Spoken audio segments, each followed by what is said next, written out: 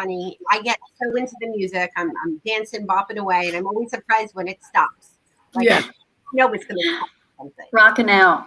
So hopefully people are joining us. Hopefully people are just arriving. But we have a special episode because we have a fantastic conference coming up that I wanted to bring on these wonderful ladies to talk about why you should come join us at the conference. The Y Sales Network Conference is coming up just next week.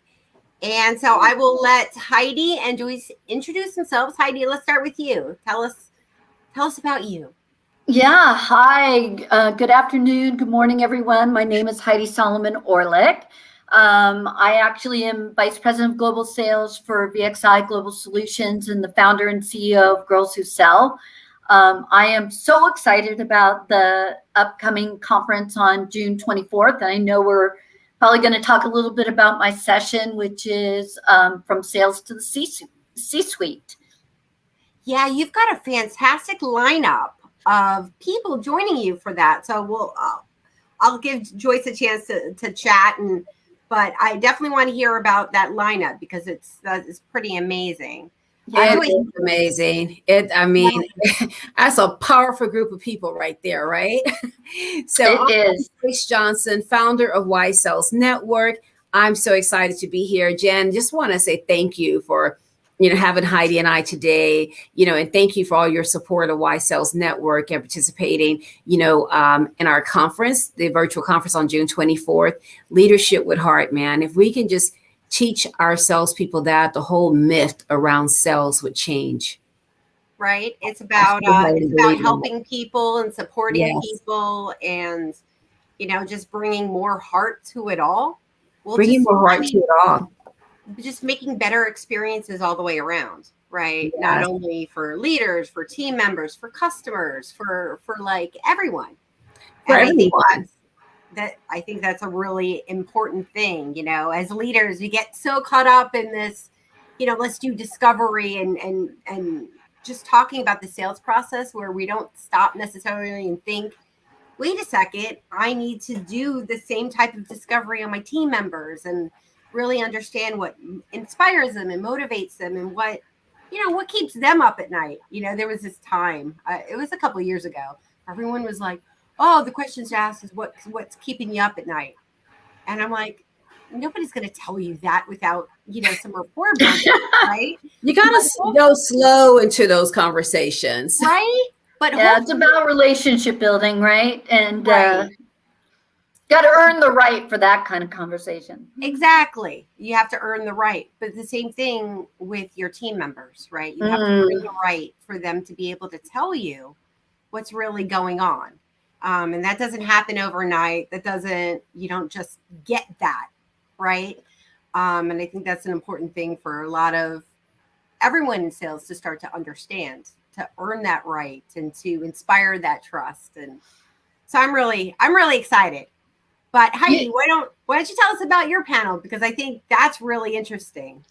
Yeah, thanks. And I know you have a panel as well. You're talking, so I can't wait to hear a little bit more about that. But thanks for having us. Yeah, super excited about our lineup.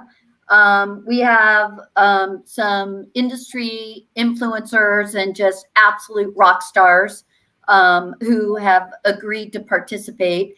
As I mentioned, I'm really fascinated by this whole topic of sales being a gateway to executive leadership.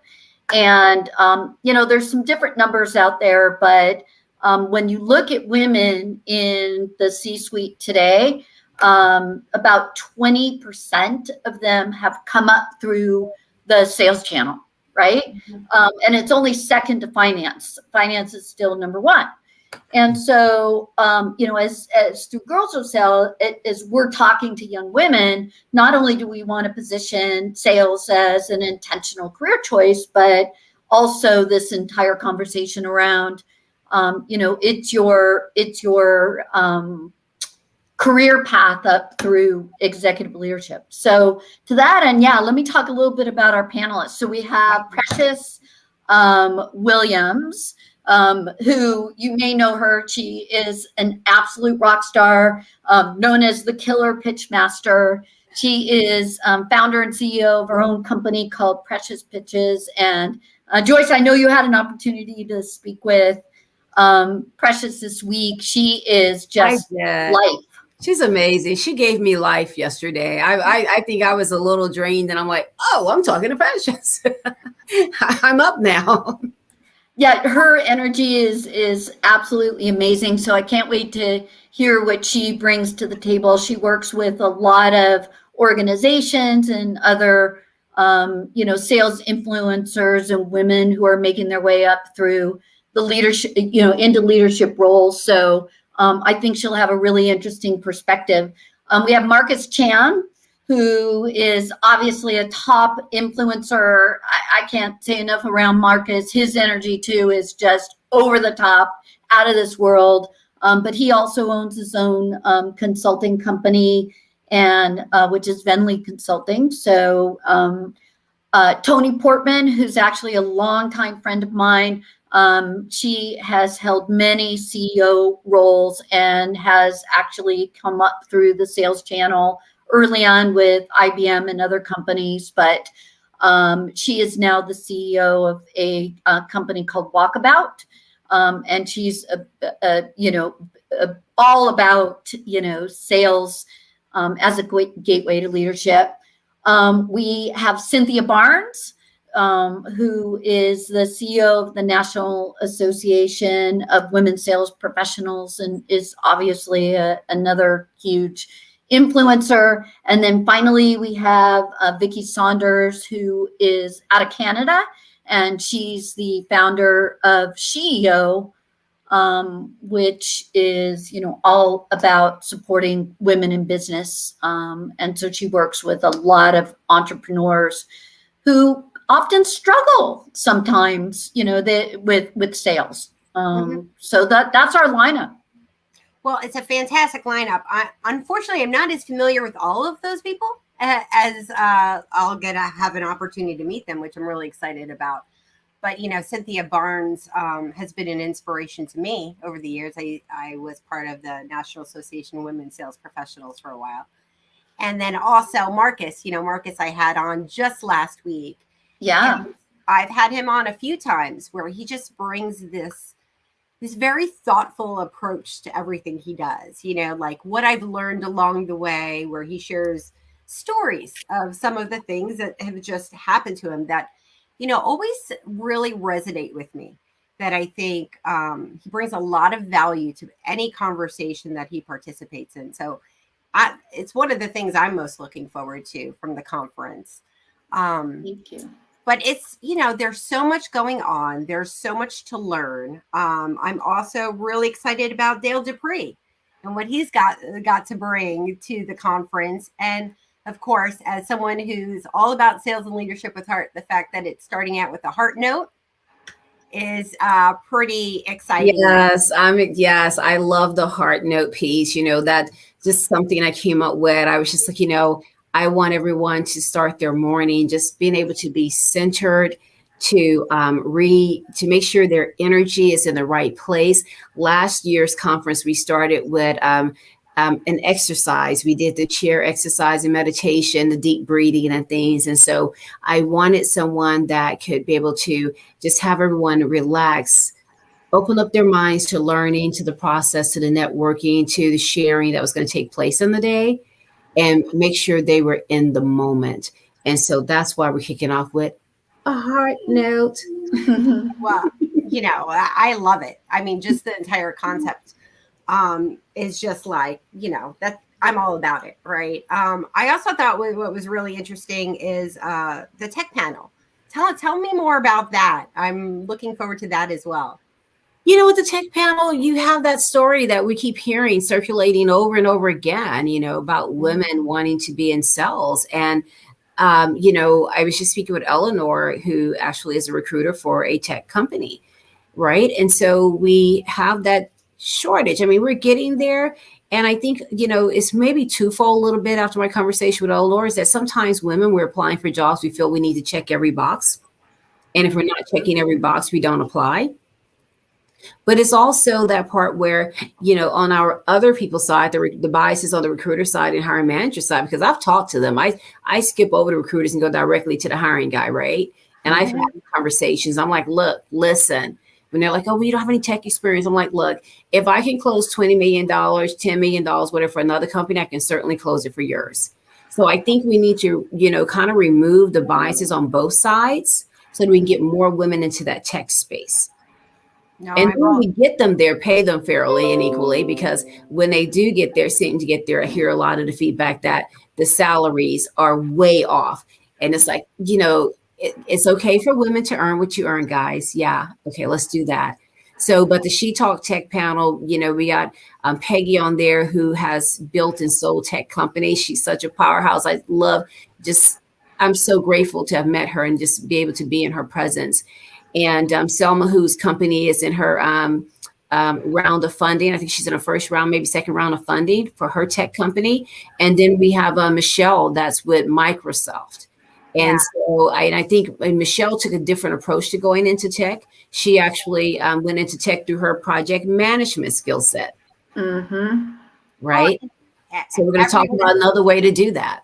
Yeah. I mean, everyone's journey is unique. I was managing a cigar bar when that had a private membership club.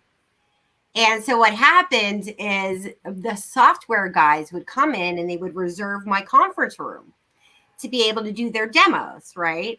And so I'm like, wait a second, they're in there for an hour. Then they come out into the club room and they buy cigars and they sign contracts. And then the guy's done for the day. And I'm like, how do I do that? How do I make that my career? All right. Like, here I am, working nights. How do I do that? Yeah. I'm working nights and weekends. I got like a large team, people calling out. Like I'm, working all the time, bar, a retail store, and a private membership club. I had events. And I'm like, their life. What? How? And they were closing some deals in there too. Let's just be fair. Well, they were absolutely closing deals. I could always tell when they closed a deal because it depended on whether, cognac was included with the cigar or not. Yes. Like, yes. I knew, but I immediately got into tech there. And so see, everyone's journey is different. And, and so, but I want to share with women how you have the different options. And maybe, I talk a lot about navigating the corporate pie, right? And I recently been thinking, as I've been building out my sales curriculum for a course I'm doing, is, maybe we should just talk more about, like I do with my college students, navigating life, navigating the life pie, right? It's some career and navigating your, career goals. And so I'm really excited. I'm going to be, interviewing those ladies myself. And so I'm excited about the conversation. Yeah. Yeah, no, I am too. So anyone who's joining us, if you're signed up or ready for the conference, please let us know. If you're not and you want more information, let us know that too. We're of course going to put it in the comments, like right after this is all over. But yes, we definitely want to make sure that we provide that opportunity for people to level up. And I think that's important. Something that I've learned throughout my life, I got into leadership like super early in my career. I was like 20 years old. I couldn't even drink yet. But I was traveling the country in retail sales leadership, opening new stores, going to stores in trouble. And the amount of things that I didn't know, like you don't know what you don't know until you learn it, right?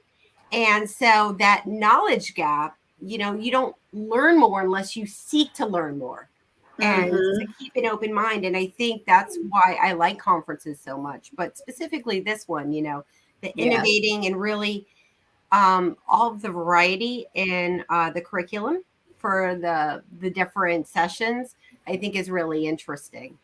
Yeah, and I think I was going to just say, I'm sorry, Joyce, I didn't mean to interrupt, but just I think the timing of this is so critical too, because now that the world, we all pivoted to this remote world, this virtual world, and how do we reinvent ourselves, particularly in sales, right, to make that work? And now we're moving now the world is reopening back up, and how does that look like? So I love the fact that, we're going to be addressing a lot of that, in this conference, in terms of what's the future, right, of sales, and what's the future actually of business, because it's never going to go back and be the same. And what do you think, Joyce? I don't think so either. I mean, hence the theme for this year, 2021, the new sales era, right?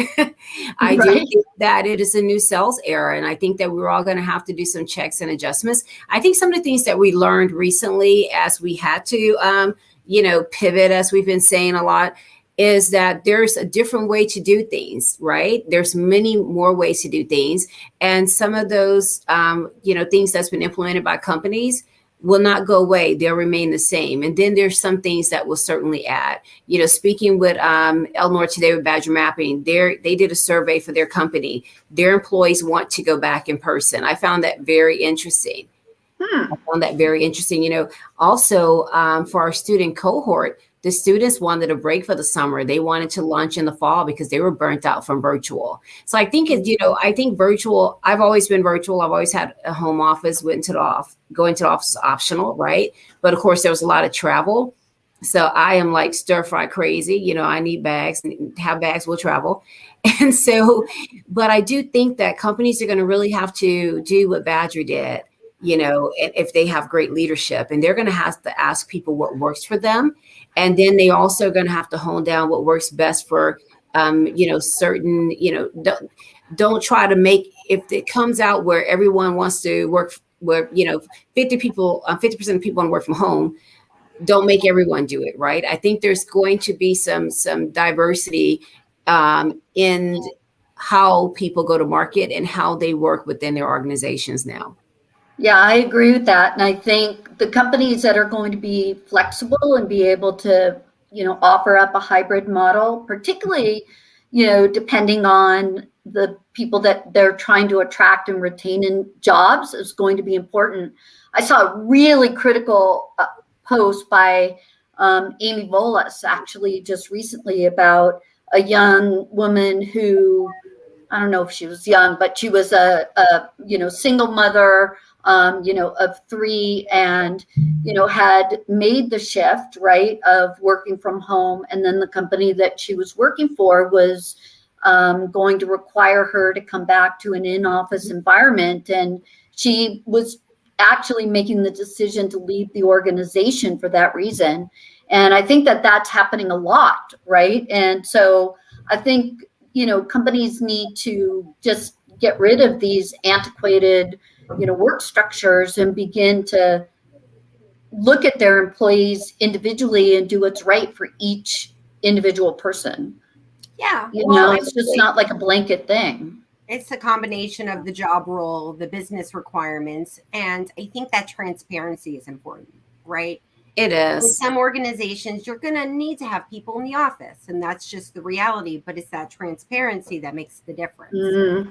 And also, like, keeping in mind the flexibility in each individual person as a whole person, right? As a whole person, what they need, I think Yes. is super important. As the pandemic happened, right, there was a McKinley study where the women in the workplace have been set back by like a half century in the job force. I think like 4 million women have left. Women of color. And so how do we change that? And how do we just as a society, right, be more inclusive and be more aware that you need different people to come together to have that diversity of thought to be able to thrive and succeed? I think that's just super important. And it goes back to, what are your values and what do you actually believe in? The idea of having a mindset that's sort of going beyond just the business, but the society as a whole, right? Is infinite. That's what I was thinking of, the infinite mindset, as opposed to the finite mindset, where it's very sort of what is going to produce me the numbers for next month, as opposed to what is good for the organizational like structure, as well as how it impacts the community and how it impacts everyone around you, right? Because people at the end of the day are starting to expect more. Mm-hmm. Absolutely. And, a word that we just threw out here, retention, right? And what it takes to retain employees, and then when you talk about companies, their hiring budgets and what it takes to recruit, hire, and train new talent, I don't think it takes as much for you to retain people. And so you just have to make the best decisions around what it's going to take to retain individuals, and understand that everyone is not all the same. For as women leaving the workplace and having to be home with their kids and things, it's been horrible for us. The women that I've talked to, even the ones that have stayed, the companies are saying we support you, but then they call you and text you at night and say we are paying you. So and you got to perform. You got to get in there and perform, and I get that. But I think I don't know. Maybe we should. There's one idea I had for sure, that we really need to strongly bring back Take Your Daughter to Work Week and promote it. And because I think that men were as they took their daughters to work, they were beginning to learn to respect women more. I think more women probably was promoted from it. I don't have any stats on that, but I do know that the men I talked to, I do know, being a part of that era and what I saw, that it brought around change, and I was jokingly sharing with a guy friend of mine, maybe we should just create a home ed for men class in high school and train them up, so when they get married, they're familiar with washing dishes and cleaning and cooking and things. I think maybe sometimes moms really spoil their boys. I mean, I know if I go to visit my mom, it's sort of like, where are we going to dinner? And when my brother go visit, it's like a lot of cooked food on the table. So for men. I mean, I think you're right about that. I would say that actually, that's a fantastic idea. One thing my kids' school does that I love is they have a sort of a standard of being a bucket filler. Like there's a book called The Bucket Filler. Yes. And that you go around and you're sure to fill other people's buckets. And that if you're going to take from someone's buckets, like by being critical or being unkind, that you're actually also taking from your bucket. And they celebrate like the children that are going forth and filling other people's buckets, and they do that monthly. And I think that is it's a really important thing. Like if I think to myself, okay, am I filling their bucket or am I taking away from their bucket? Right? Love that. Love that concept. To pause on that and go, okay, am I being a bucket filler? So, and my kids will come home and they'll be like, Mom, I don't know, is that bucket filler? I'm like, oh, it's an important thing. It's to that I know looking at it as an adult, there's the idea of filling someone's cup. Like there's a book around it and this bucket concept. Someone the other day I was talking to was like, what, did they supersize it? From the cup for the bucket? No, it's not. It's a book. Yeah, they supersized it. Yeah, they supersized it. And they needed to, right? Did they need to supersize that bucket? I agree with that supersize. Yes, I don't agree with the supersize of the cups and the foods and all that. But I agree. That's a supersize I can sign on to. Right. I can support that. I embrace it as well. So giving back, right? Shared with us, that old concept of ABC, of the always be closing, and she said always be curious.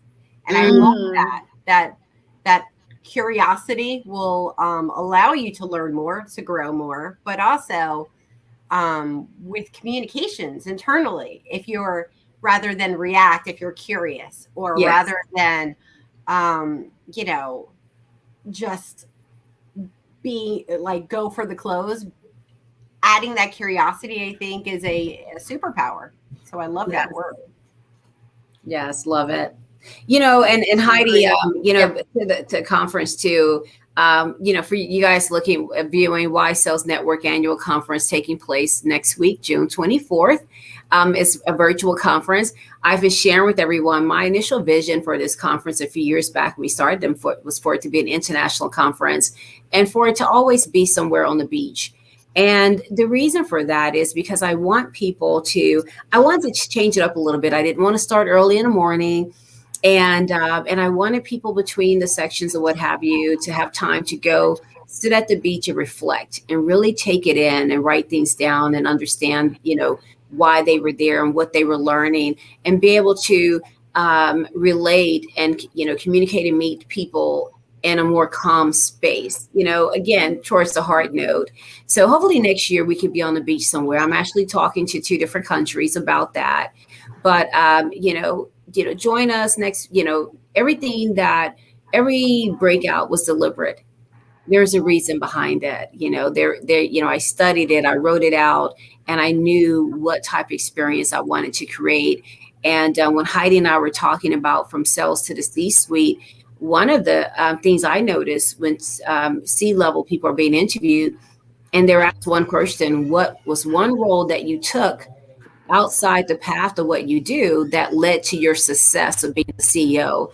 And, 9.5 out of 10 on every panel that I viewed, they've said, I took a role in sales. Mm-hmm. Right. And taking that role in sales helped them to really understand the 360 of the company. And they felt that one role really led to them being better leaders. Because if you don't understand your sales team and what drives them and what's in their hearts, what's in their souls, and what's their heartbeat, that's going to be a huge miss for any business leader. Yeah, I agree 100% with that. And the other thing is that, for those who came up the sales ranks, it was an opportunity to learn every aspect of the company. So you're incredibly knowledgeable, but also to understand your customers and your buyers.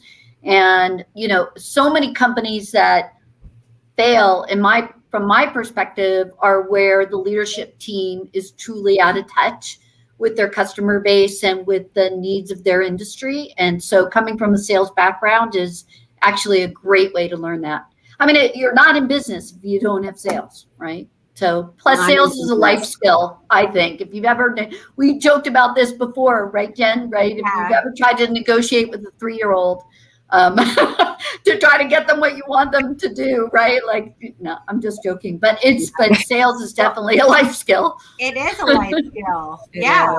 The constant negotiation with my children, allows me to level up daily. Level up. Yeah, and share one thing about the conference that one thing you hope they take away after being in your presence. One thing that I hope they take away, that at the end of the day, it's about how you make people feel. That, whether it's your buyers, your customers, your team members, your your peers within an organization, that, we can say, you're communicating and you're trying to collaborate and all of this, but at the end of the day, it's about how you make people feel. And that comes down to the heart. People like to sort of overlook the fact that sales is really, that you have to tie it back to emotions or what they need or what's personal about it. I see that a lot, right? But at the end of the day, it's going to be how it impacts them. That's going to be the difference whether you're going to be able to close that deal. How it impacts not only the organization, but them personally is the change. And that's the same thing with your people. It's all very related. Just like trying to get my kids to eat vegetables. Right. And, Jen, like I said, every breakout thing had a purpose and a reason why, right? And why I wanted Jen is because I want people to understand how to lead and sell with vulnerability. Well, I'm really honored that you reached out to me and that I have this opportunity, and I'm really excited about next week. Thank you so much. I so appreciate you. I appreciate Thank you, Jen. But we're at time. Already. Oh, someone said Already. sales teaches you how to position your. Okay. Okay, yeah, and I'm putting it up here. Sales teaches you how to position your perspective so that others believe in you and support your effort. It works for making money and communicating with friends and family. We simply motivate others to do what we want them to do because we see a value that benefits the others too. And it's just true. Perfect. And Yes. Well said, Sophia. Well that said. is well said. Well Thank you for said. sharing that, Sophia. So next week, I've got David Spiller, who is going to be talking about a day in the life as a business development, all the way from Prague. Oh, I almost pronounced that incorrectly there. All the way from Prague, who I met at the Sales Loft conference, which is, we had an opportunity to talk about different outreach, and he was using poetry in his outreach, which I thought was just amazing. Inspired me to write some poems. That's going to be a great session. Wow. And then we have the conference. So the conference. We will see everyone who is, here, there, and be able to take away all of those key learnings. But thank you so much, ladies, for joining me. Thank you, Jen, for having us. All right. Make it a great day. Yeah, have an amazing day, everybody. Bye. Take care. Bye.